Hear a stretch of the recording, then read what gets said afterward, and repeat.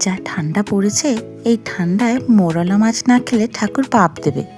বানিয়েছিলাম মোরলা মাছের ঝাল।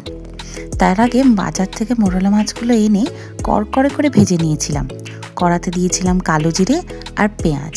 তারপর ভাজা ভাজা হয়ে গেলে তাতে ঝুরি ঝুরি করে আলু কেটে ভেজে ফেলেছিলাম।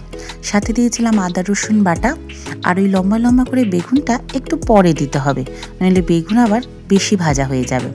তারপর লঙ্কা গুঁড়ো, হলুদ গুঁড়ো, নুন দিয়ে আবার ভালো করে ভেজে নিতে হবে। এবার সামান্য একটু জল দিয়ে মশলাটা ভালো করে কষিয়ে নিতে হবে। যেই সময় সবজিটা সেদ্ধ হয়ে যাবে তখন উপর থেকে ভাজা মাছগুলো দিয়ে দিলেই, একটু নাড়াচাড়া করে নিলেই তৈরি মরলা মাছের আলু বেগুন দিয়ে ঝাল। ওপর থেকে ধনেপাতা আর কাঁচা সর্ষের তেল দিলেই কমপ্লিট। এবার গরম গরম ভাতে অল্প করে ঝাল নিয়ে জম্পেশ করে খেয়ে ফেলো। এই শীতটা পুরো জমে যাবে। খেতে দুর্দান্ত হয়েছিল।